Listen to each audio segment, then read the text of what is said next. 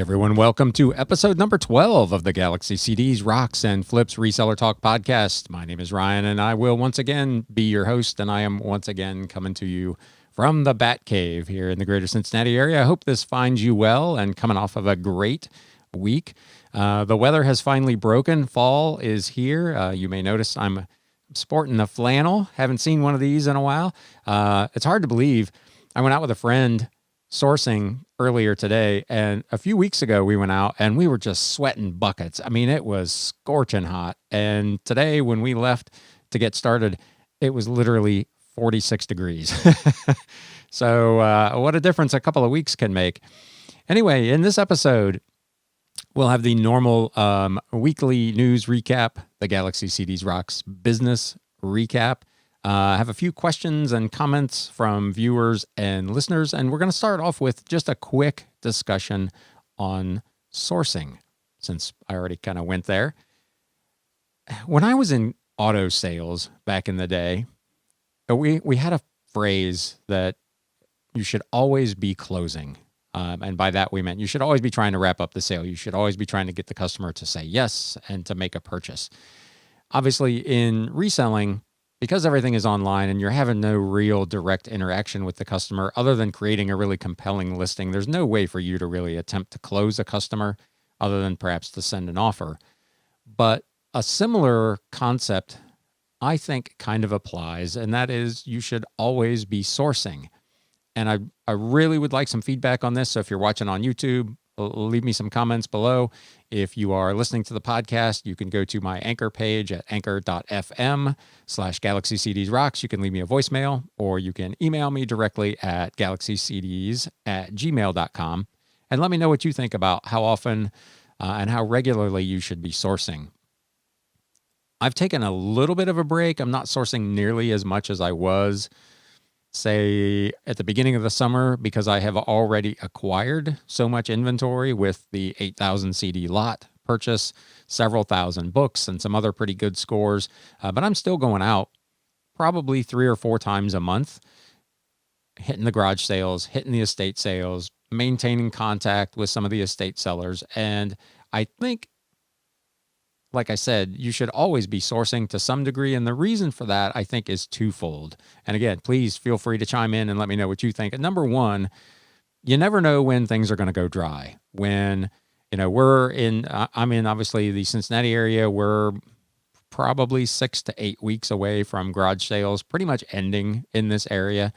And then, another month after that, you're going to hit a really dry spell where even the estate sales won't be going on because of the Christmas holiday.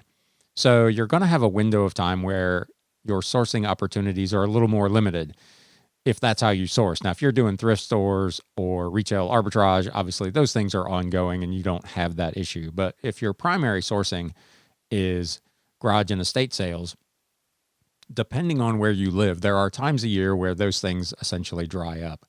So when you can, I feel like you should probably always be sourcing, always be looking for more stuff to add to your, what I call a cash pile, what a lot of you call a death pile, which I think is a bad name. I did a whole video on that way back in the day. I think changing your outlook on that would be beneficial for you, but we won't get into that today. And I think a lot of people, once that pile reaches a certain size, they essentially stop sourcing. They feel like, okay, I've got to get this listed. And it is true. It doesn't do you any good to source a whole bunch of stuff and then just accumulate it and not ever get it listed. But I still think it's important to continue to source, again, for those dry spells where you are starting to whittle down that death pile. And secondly, because most of us really, really enjoy the sourcing part of it. And that keeps our soul alive a little bit, if you will. If you stop doing that, if you stop doing the part of the reselling gig that you really, really enjoy, sitting in the basement for 8 hours a day, 5 or 6 days a week, even though it's the only way ultimately you can make any money, that can become a little bit of a dreary existence, a little bit of drudgery. So getting out, spending some time actually around some honest to God humans and interacting with people and finding new treasures. A lot of times the finding the treasure is more exhilarating for most of us than actually getting it listed and selling it and realizing the money from it. It's that initial rush of adrenaline where you find the $10 item that's worth $150 or whatever it is. And I had a few of those today, and today was a real mixed bag, and we'll get into that kind of in the business recap. But that feeling, that excitement, that level of enthusiasm is what allows us, I think, to do the things that are the hard part, the listings, the photos, the customer service aspect when you've got questions or returns or, whatever is going on. So I think it's important for those two reasons. One, to always be able to have ample stock on hand so that when you do hit a dry spell, either there's no sales or you can't find anything, that you've got some inventory to work with so that you can continue to list, keep your store active, keep items available for sale. And secondly, to keep your spirits up, to just get out and have a little fun and maybe luck into a great score. So that's kind of my take on sourcing. I'd really, again, appreciate hearing what you think about sourcing. Do you source year round? I generally do. Last year, during the really slow time where there were only a handful of estate sales, no garage sales, this is pre-pandemic when things really went on lockdown, I ran some Craigslist ads looking for merchandise. I got several good scores off of that. So there are ways to keep sourcing pretty much year round, even when things die down. And like I said, I think it's vitally important. Let me know what you think in the comments below. And with that, let's news updates. Talk about some reselling news. There's not a lot really going on this week. eBay sent out a notice. I think they've got their, whatever it is, their seller-thon or something like that coming up next week. So they'll have that going on. A lot of celebrations over the last, few weeks for their, 25 years that eBay has been around. I don't know. Some of us got, I think, a $25 off coupon a couple of weeks ago. That was really nice. I picked up some boxes for, I think I got 25 boxes essentially for $3 using that coupon. So that was kind of cool. So, but they continue to celebrate that.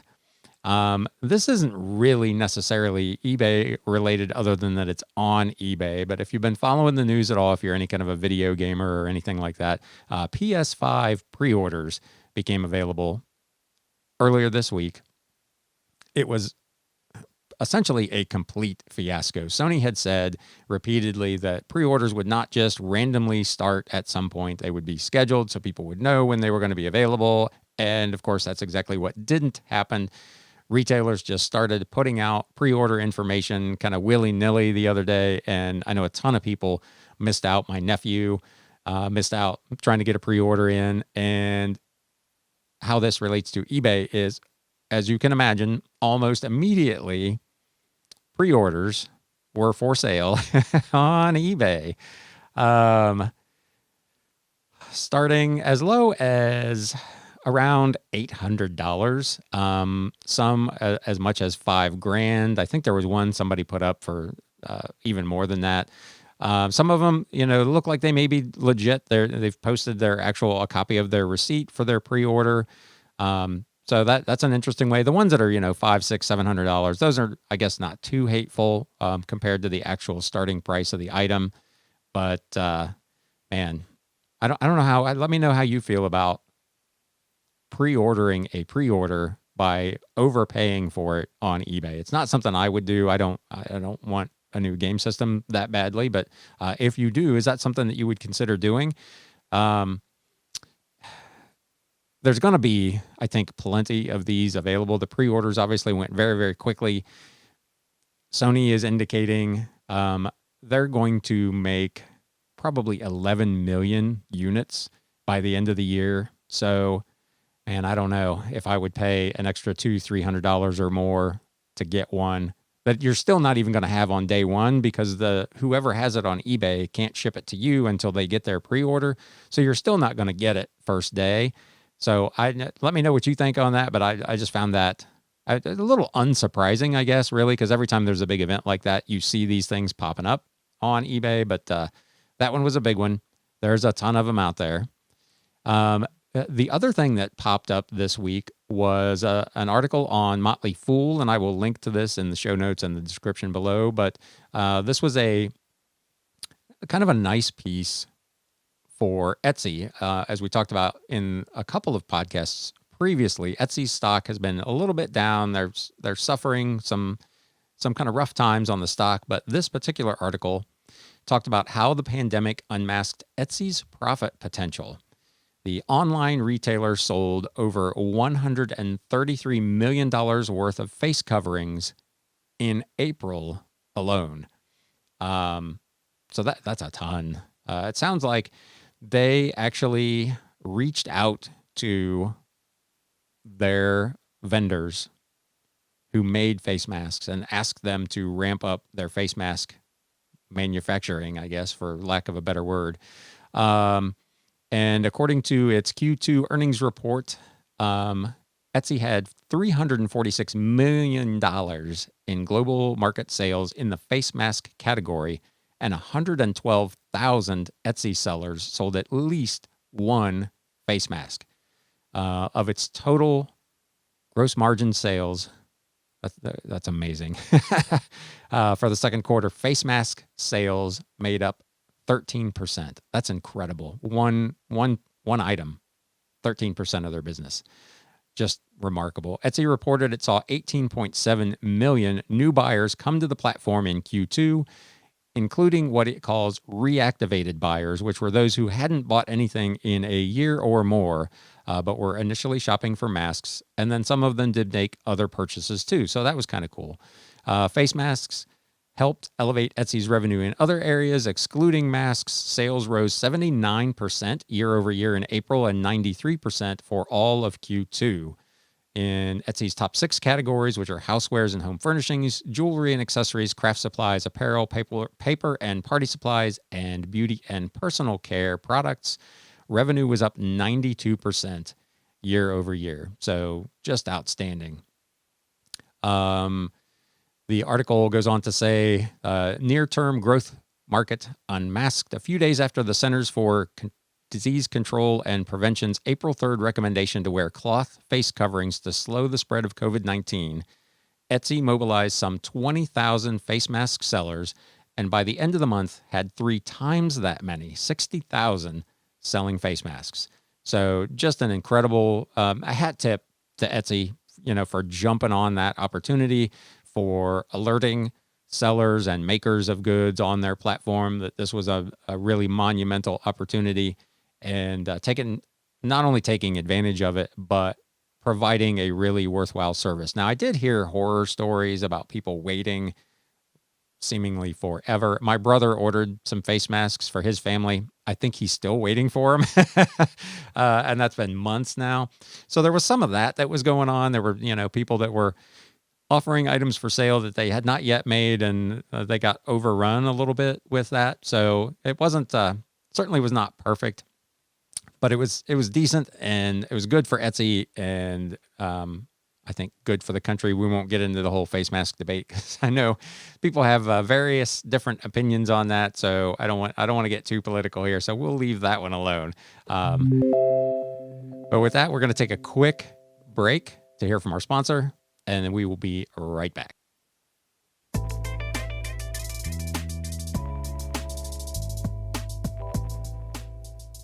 All right, so let's get into some viewer questions and comments. Brian asked, so with managed payments, are you saving the PayPal fees?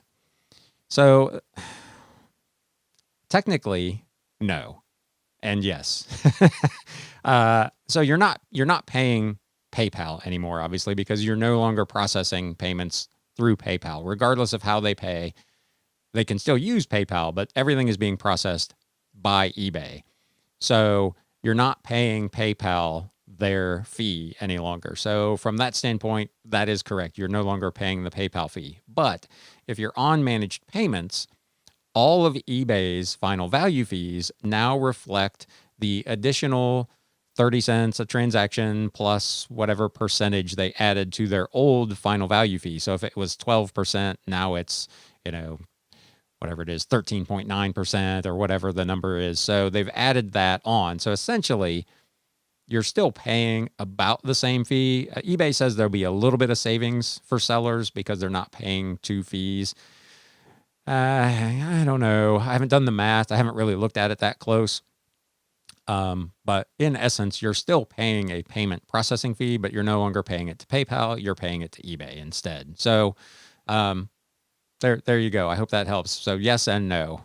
Essentially, net, like I said, eBay says it'll save most sellers a little bit of money. I haven't dug into the math to see if that has actually been the case or not, but that's what they're saying.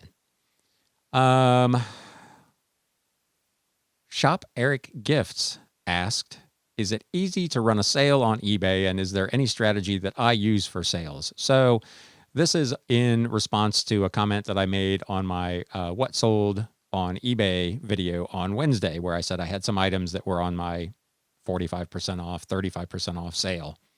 And I think what I'll probably do is do a video where I show exactly how I go in and do this so that you can just actually see the things that I'm doing. But essentially, you can go into the promotions tab in your eBay store and you can do what they call a sale plus markdown. And then you can select individual items or categories of items, or you can set rules on how you want to do your sale. And then you can specify kind of what those items are. I do it pretty much store wide, and I do it by price. So I look at things that are, say, $8 and over, $10 and over, $12 and over, or whatever number I choose for the month, and by their age. The reason I run sales is to try to move older aged inventory. So generally I start by looking at the oldest stuff. So I'll do my filter by price and narrow that down. And then I'll start filtering by date, say 225 days old to 2 years old, and see how many are available in that tier. And I usually try to do 500 items at a discount. Sometimes I do a really big one, 40, 45%. Sometimes I do a smaller one, 25, 30%. And I'll usually do 2 or 3. So I'll do that first 500 at one tier, then I'll go back in and I'll select the next group of days back. So maybe that ends up being 160 to 219 days or something like that. And, ratchet it down 35%, 25%, 15%, something like that. So that at any given time, I might have anywhere from, say, a minimum of 800 to a maximum of 15 or 1,600 items on sale. You may not want to do that many. You may not be able to do that many, because most folks don't have that many listings. I've got 5,500 listings right now. And obviously I like the long tail stuff. So I've got some things that are older, and I don't really mind that they're older, but I do like to try to generate a little activity on that. And sometimes throwing up that extra discount can make a big difference in the amount of volume that you do. So like I said, I will probably do a video where I just do screen capture and I'll just go into my account and show you how I set up my particular sales and what I do with those. Van Jam said, I love being called a Galaxian. I appreciate that. That's kind of a throwback to when I had my record store. It was just kind of a running joke. People would say they were going to the Galaxy. Nobody actually called it Galaxy CDs. They just said they were going to the Galaxy, and everybody knew what they meant. And we just kind of took to saying all those folks were Galaxians, and it's just kind of stuck. So I'm glad you like it. It is something that I will continue to use, but I appreciate the comment. And Tyler Self said, my issue with the delay in processing payments into my business bank account and waiting for them to clear is that I am promising 2-day shipping on all my listings, and that won't be happening now. This fact will most likely affect my shipping reviews, or so I would guess. Isn't it strange how money comes out of your bank account within minutes when you make payments, but when receiving payments, it takes days? So this was in response to my video, First Impressions of eBay's Managed Payments. Again, I understand the frustration with it, but I commented on his comment in that video, and I'll reiterate it here. I've seen multiple sellers say they're going to take this approach, and I'll just say it as plainly as I can. I completely disagree with that strategy. You're damaging your own business for no real valid reason. So for starters, you can pay for shipping out of pending payments. So payments that haven't processed to your bank account, payments that are not even in your available funds yet, you can use that money to pay for shipping. If you overdraw it and you come up on your next payment deposit window and you're in the negative, they can draw then on your bank account to settle up the account. So that's kind of a downside. If you're not doing a lot of transactions and generating much cash flow, that could put you in a bit of a spot. In my case, that's that first day. Usually I'm in the negative because I ship so many items and my account has been cleared down to zero.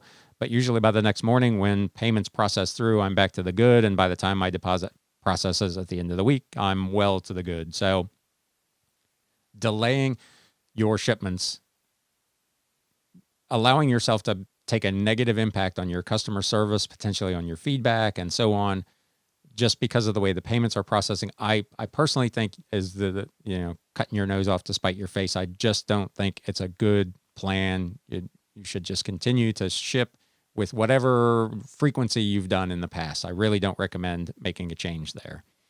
The comment on strange how money comes out faster than it goes in, that has always unfortunately been the case. Again, as a former retail store owner, if I purchased something for my store, I swiped my card, the money was gone right now.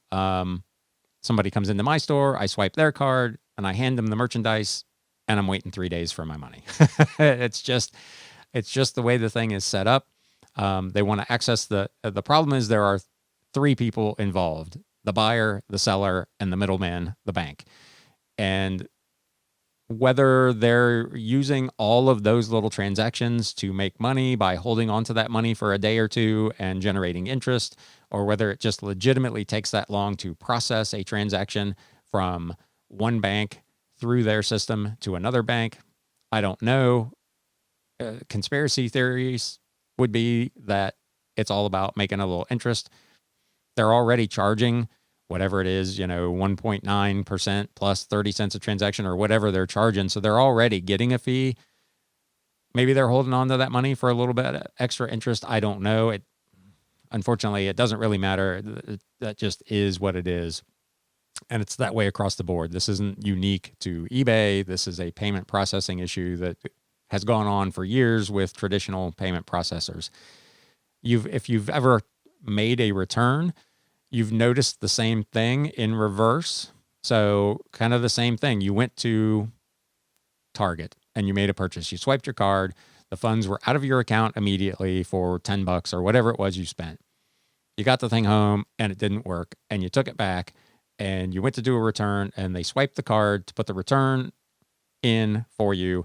And they probably said something to the effect of, it may take 2 to 3 business days for this refund to be back in your account.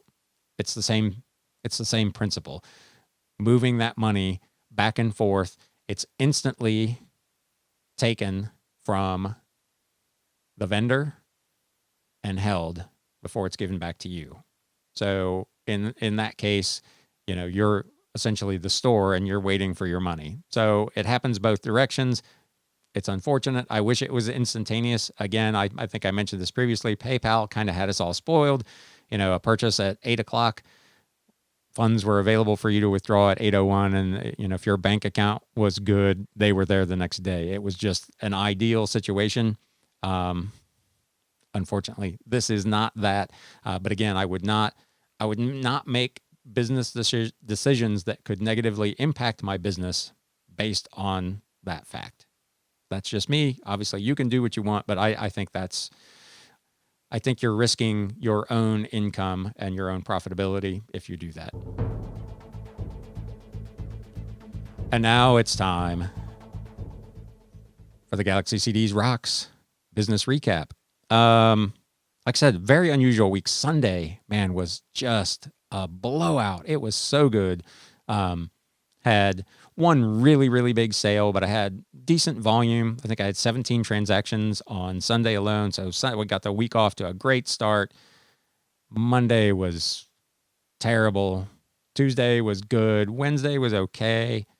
Then the last 3 days of the week, man, just awful.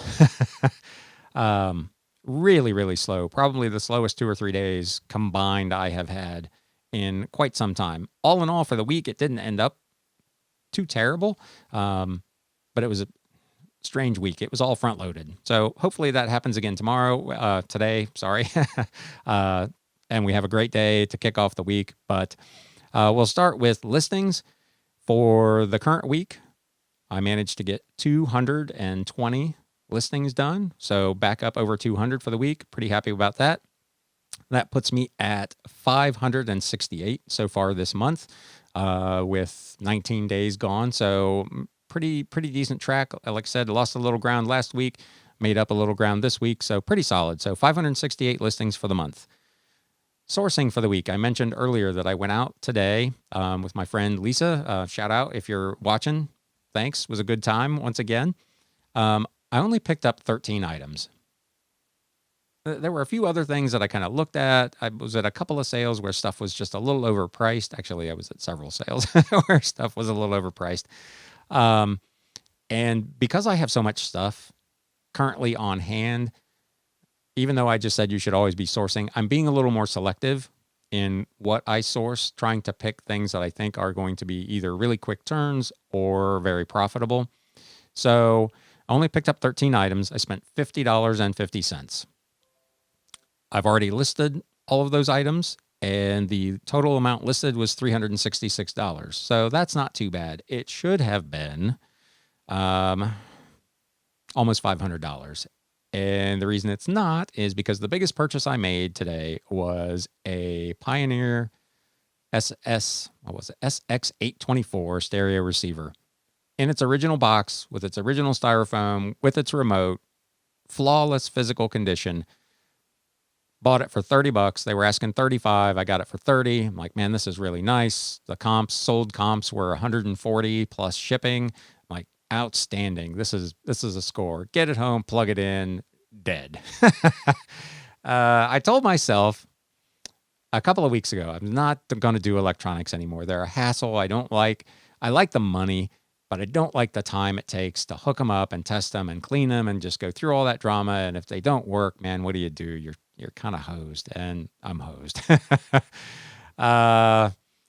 Rideshare Reseller, I follow him on Instagram. I watch his videos. He does really, really well with electronics.